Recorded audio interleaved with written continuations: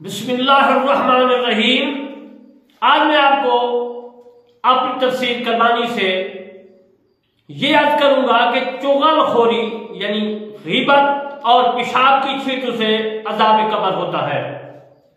عزیزان محترم دوستوں بزرگوں، میں آپ کو نصیحت کرتا ہوں کہ کسی کی چغل خوری غیبت نہیں کرنی اور پیشاب کی چھینٹوں سے بھی پرہیز کرنا ہے۔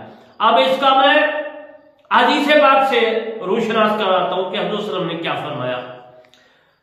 حدیث بیان کرنے سے پہلے میں آپ کی خدمت میں عرض کرتا ہوں کہ میری تفسیر کرمانی کے جو مسائل ہیں اس چینل کا نام رکھا ہے کرمانی ٹی وی۔ آپ نے کرمانی ٹی وی کو سبسکرائب، لائک، کمنٹ کرنا ہے، اور پھر دوسرا چینل ہے کرمانی ٹی وی 1 اور تیسرا ہے کرمانی ٹی وی 3۔ ان کو سبسکرائب، لائک، کمنٹ کرنا ہے۔ اب میں حدیث پاک عرض کرتا ہوں۔ عن طوس عن ابن عباس رضی اللہ تعالی عنہما عن النبی صلی اللہ علیہ وسلم انه مر بقبرین يعذبان فقال انہما لا يعذبان وما يعذبان في كبير اما احدهما فقال لا يفتر۔ حدیث طویل ہے، میں اس کا ترجمہ عرض کرتا ہوں کیونکہ مسئلہ ہی مقصود ہوتا ہے، آپ کو سمجھ آ گئی۔ یہ حدیث بخاری شریف میں بھی موجود ہے اور ابن ماجہ میں بھی حدیث موجود ہے۔ عزیزان محترم دوستو بزرگوں، حضرت ابن عباس رضی اللہ تعالی عنہ سے انہوں نے کہا کہ حضور نبی کریم صلی اللہ علیہ وآلہ وسلم 2 قبروں کے پاس سے تشریف فرما ہوئے گزرے جن کو عذاب ہو رہا تھا، تو آپ صلی اللہ علیہ وآلہ وسلم نے فرمایا کہ ان دونوں کو عذاب قبر ہو رہا ہے اور کسی بڑے گناہ پر عذاب نہیں ہو رہا۔ ایک تو ان دونوں میں پیشاب کی چھینٹوں سے احتیاط نہیں کرتا تھا اور دوسرا چغل خور تھا، غیبت کرتا تھا۔ بس آپ صلی اللہ علیہ وآلہ وسلم نے کھجور کی ایک تر ٹہنی لی اور چیر کر پھاڑ کر اس کے 2 حصے کیے، ایک حصہ اس قبر پر اور دوسرا حصہ دوسری قبر پر گاڑ دیا۔ لوگوں نے عرض کی یا رسول اللہ صلی اللہ علیہ وآلہ وسلم، آپ نے یہ کام کیوں کیا؟ آپ صلی اللہ علیہ وآلہ وسلم نے ارشاد مبارک فرمایا، شاید امید جب تک یہ ڈالیاں خشک نہ ہوں ان دونوں کے عذاب میں کمی رہے۔ یہ حدیث پاک کا متن تھا، عبارت تھی۔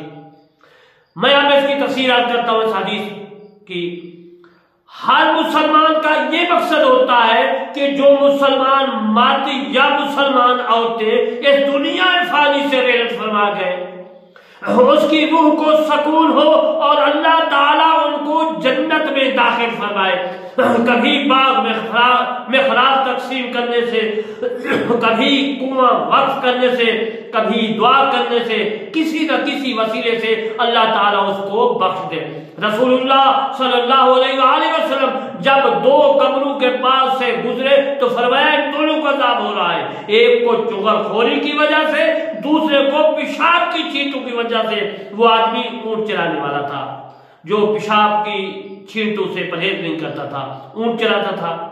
جس طرح اونٹ کھڑے ہو کر پیشاب کرتے ہیں وہ بھی اسی طرح کھڑے ہو کر پیشاب کیا کرتا تھا، جس کی وجہ سے ان کی ٹانگوں پر پیشاب کی چھینٹیں پڑتی تھی، ان کی وجہ سے اس کو عذاب قبر ہو رہا تھا۔ ایک تو آپ صلی اللہ علیہ وآلہ وسلم نے قبروں کے بعد کھڑے ہو کر فرمایا کہ ان دونوں کو عذاب ہو رہا ہے، یہ بھی فرما دیا کہ اس گناہ کی وجہ سے ہو رہا ہے، یہ بھی آپ صلی اللہ علیہ وآلہ وسلم کو معلوم تھا۔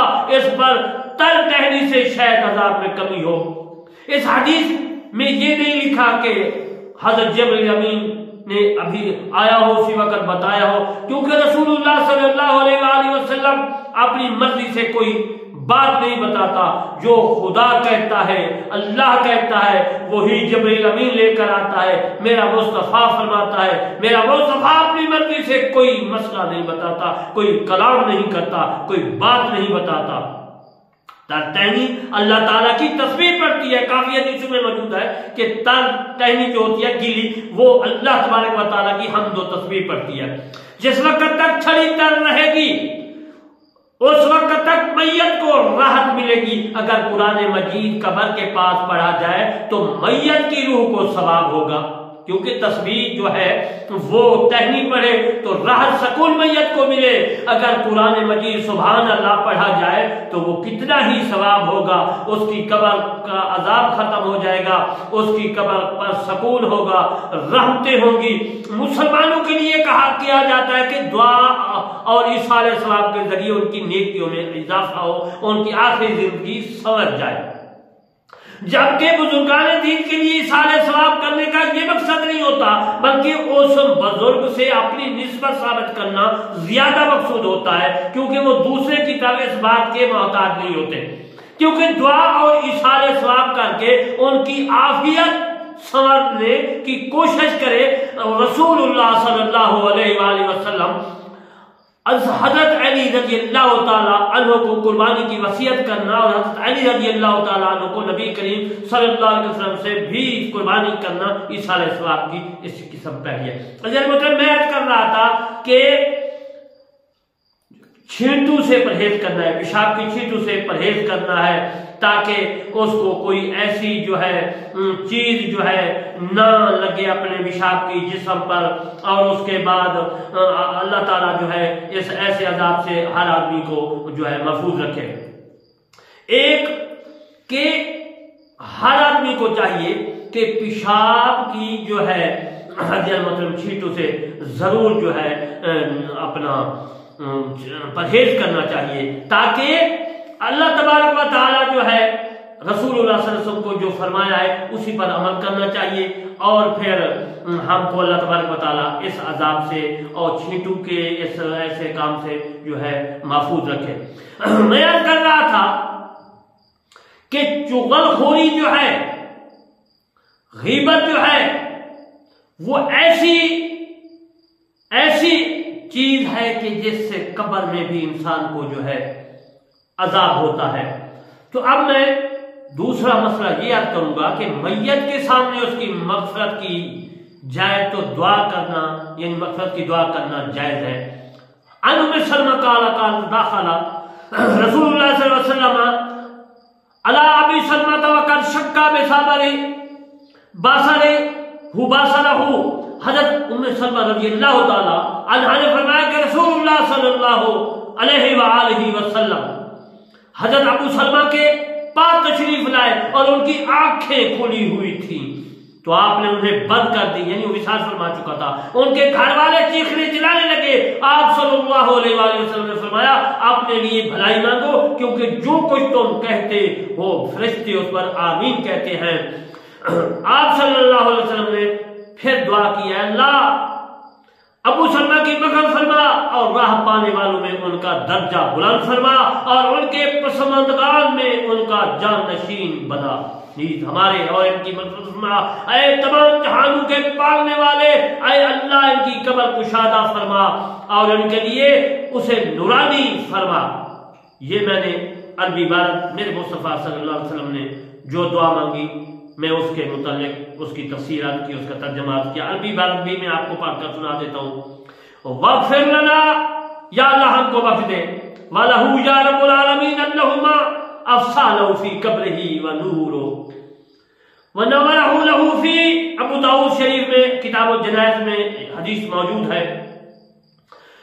اس حدیث سے ثابت ہوا کہ جب کوئی فوت ہو جائے تو اس میت کے پاس ان کی بخشش کی دعا مانگنا سنت رسول اللہ صلی اللہ علیہ وآلہ وسلم ہے. جب میت کو قبر میں دفن کر دیتے ہیں تو ان کے گھر جا کر ان کے لواحقین کے ساتھ بیٹھ کر اس کے لیے مغفرت کی دعا مانگنا جائز ہے اور مانگتے ہیں.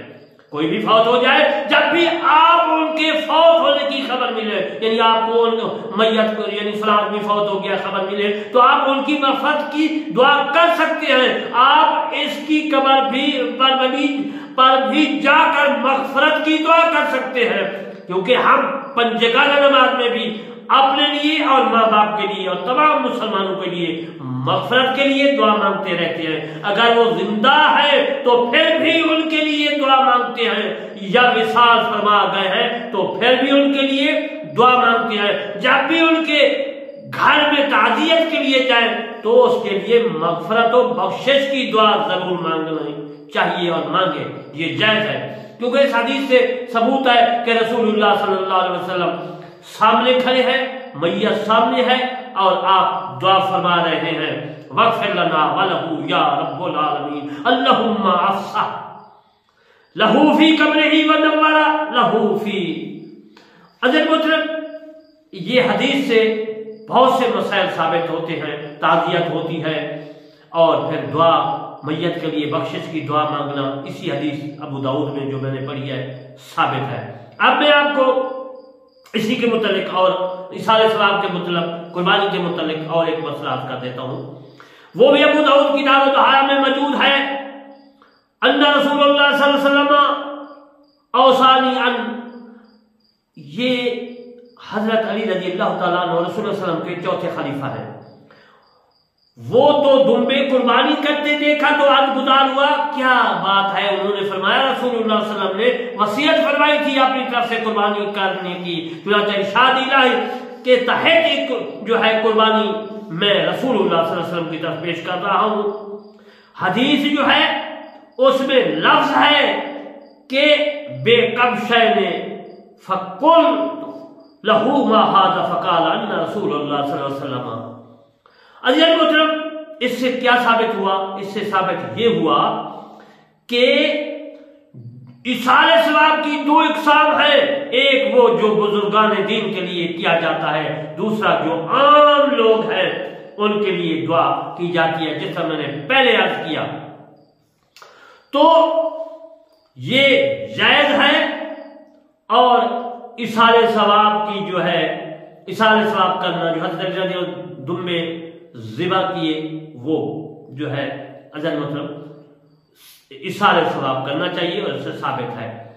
اور دوسرا مسئلہ اسی میں ہے کہ ابو داؤد کتاب الضحیٰ میں فرماتے ہیں کہ عروہ بن زبیر نے حضرت عائشہ صدیقہ رضی اللہ تعالی عنہا سے روایت کیا ہے کہ رسول اللہ صلی اللہ علیہ وسلم نے سینگ والے میٹھے کے لیے حکم فرمایا جس کے سینگ سیاہ، آنکھیں سیاہ اور جسمانی اعضاء سیاہ ہوں، بس وہ دیا گیا تو اس کی قربانی دینے لگے۔ فرمایا کہ اے عائشہ چھری تو لاؤ، پھر فرمایا کہ اسے پتھر پر تیز کر لینا۔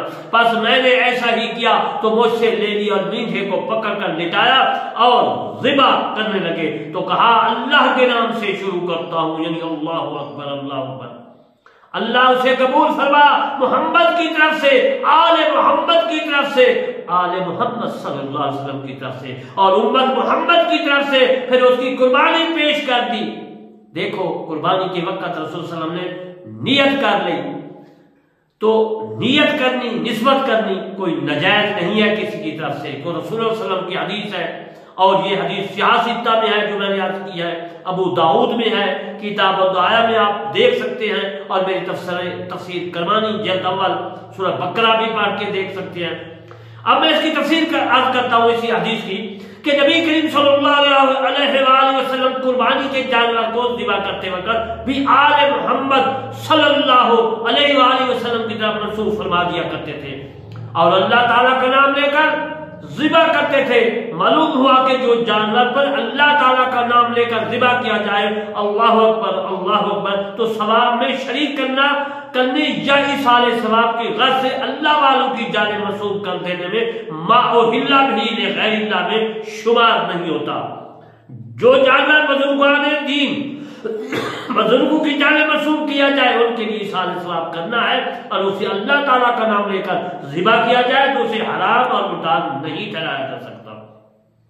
صرف ذبح کرتے وقت بسم اللہ اللہ اکبر پڑھنی چاہیے، باقی نیت جو ہے نسبت ہے، نسبت کرنے سے جانور حرام نہیں ہوتا، بس ذبح کرتے وقت خیال رکھنا ہے بسم اللہ اللہ اکبر پڑھنا ہے، نسبت سے ثواب اس میت کو یا جس کو بھی دینا چاہے پہنچ جاتا ہے۔ حضرت جابر بن عبداللہ رضی اللہ تعالیٰ عنہ نے فرمایا کہ نبی صلی اللہ علیہ وسلم نے قربانی کے دن 2 دمبے سینگوں والے چتکبر خصی ذبح کیے۔ جب انہیں قبلہ روح کیا تو کہا بے شک میں نے اپنا منہ اس ذات کی طرف کیا جس نے آسمانوں اور زمینوں کو پیدا کیا ہے۔ یہ کام حضرت ابراہیم علیہ السلام کے طریقے پر ہے، ایک اللہ تعالیٰ کا ہو کر اور اس میں مشرکوں میں سے نہیں ہوں، بے شک میری نماز، میری باتیں، میری زندگی اور میری موت اللہ تعالیٰ کے لیے ہے جو تمام جہانوں کا رب ہے، اس کا کوئی شریک نہیں، اور اسی کا مجھے حکم دیا گیا ہے، اور میں مسلمانوں سے ہوں۔ اللہ تعالیٰ یہ تیری طرف سے اور تیرے لیے محمد صلی اللہ علیہ وآلہ وسلم اور اس کی امت کی جانب سے اللہ تعالیٰ کے نام سے شروع، اور رسول اللہ صلی اللہ علیہ وسلم کا یہ نسبت طریقہ، اور اللہ تعالیٰ بہت بڑا ہے۔ پھر ذبح فرمایا اس جانور کو۔ میں عبارت بھی پڑھ کے سنا دیتا ہوں کو ہر آدمی جو ہے قربانی کے وقت جو ہے اس دعا کو مانگنا چاہیے، کیونکہ یہ ضروری ہے۔ عزیز محترم، وما انا من المشرکین ان صلاتی و نسکی و محیای و مماتی للہ رب العالمین لا شریک لہ وبذالک امرت وانا من المسلمین اللہم منک ولک عن محمد امتی بسم اللہ واللہ اکبر ثم ذبح۔ یہ حدیث ہے، اور اس حدیث میں جو میں نے تفسیر کی ہے، اسی میں عزیزان محترم میرے مصطفیٰ صلی اللہ علیہ وآلہ وسلم نے یہ دعا پڑھ کر سنائی۔ اب اس کی میں تفسیر عرض کرتا ہوں کہ یہ رحمت عالم صلی اللہ علیہ وآلہ وسلم کا اپنی امت پر لطف و کرم تھا، اپنی قربانی میں امت کو بھی شامل فرما لیا کرتے تھے۔ اس حدیث کے مطابق بسم اللہ اللہ اکبر کہنے سے پہلے متصلاً ہی جو ہے کہا کرتے تھے اللہم منک ولک ان محمد و امت، امت کی جانب سے بھی منسوخ کرنے سے معلوم ہوا کہ بوقت ذبح بھی اگر جانور کو کسی اللہ والے کی طرف منسوخ کیا جائے، یعنی میں نے عرض کیا ہے کہ ذبح کرتے وقت بسم اللہ اللہ اکبر پڑھنا ہے، لیکن منسوب جو ہے، نسبت جو ہے، نیت جو ہے، تو اس کی حلت میں کوئی فرق نہیں آتا۔ جبکہ اللہ کا نام لے کر اللہ کے لیے ذبح کیا جائے تو ایسی نسبت کو حرام نہیں کہنا چاہیے۔ اجل مطلب یہ مسائل میں نے ان کے متعلق عرض کیے جو مسئلہ کہتے ہیں کہ جائز ہے، دوسرے جماعت ہے، گروہ ہے میرے دوست، وہ کہتے ہیں کہ کسی کی طرف نسبت نہیں کرنا چاہیے، اس کے بارے میں بھی انشاءاللہ میں ان کے بھی جو ہے حدیثیں ہیں، ان کے بارے میں جو مسائل ہیں، ان کے عقیدے ہیں، وہ بھی میں عرض کروں گا، دونوں میں جماعتوں کے مسائل عرض کروں گا۔ اب میں حضرت عائشہ صدیقہ رضی اللہ تعالیٰ عنہ کی روایت عرض کرتا ہوں کہ نبی کریم صلی اللہ علیہ وآلہ وسلم نے فرمایا جو فوت ہو جائے اس کے اوپر روزے ہوں تو ولی اس کی طرف سے روزے رکھے۔ امام احمد بن حنبل رحمت اللہ علیہ کا یہی مطلب ہے، اگر کوئی وصال فرما جائے اور اس کے ذمہ رمضان کے روزے ہوں تو اس کی طرف سے اس کا ولی ان روزوں کو رکھے گا، لیکن اہل حق کے باقی تینوں امام مجتہد دین کا مذہب دیگر حدیث کی بنا پر یہ ہے کہ ان کے نزدیک اس کے ولی پر ان روزوں کا رکھنا لازم نہیں ہے، بلکہ وہ مال سے دوران علالت فدیہ دیا جائے بتایا، اور ورثہ اس کے مال سے فدیہ ادا کرے۔ اچھا مطلب آج میں نے جو مسائل عرض کیے وہ عیسیٰ السلام کے متعلق تھے، وہ ان لوگوں کے مسائل امام اعظم ابو حنیفہ رحمۃ اللہ علیہ، امام محمد امام ابو یوسف رحمۃ اللہ علیہ، باقی جو ہے اناف کے نزدیک جو مسائل تھے وہ میں نے یاد کیے۔ باقی جو دوست ہیں وہ کہتے ہیں کہ کسی کی طرف جو ہے جانور نسبت کرنا حرام ہے، ان کے جو ہے مسائل، ان کے جواب وہ بھی میں انشاءاللہ موقع مناسب دوں گا، لیکن میں احناف کے مسائل آپ کی خدمت میں عرض کی ہیں۔ تو میں آخر میں پھر عرض کرتا ہوں کہ میرے چینل، میرے ٹی وی کرمانی، اور دوسرا چینل ہے کرمانی ٹی وی 1 اور تیسرا کرمانی ٹی وی 3 کو سبسکرائب، لائک اور کمنٹ کرنا ہے تاکہ یہ مسائل دوسروں تک پہنچ جائے۔ وما علینا الا البلاغ المبین۔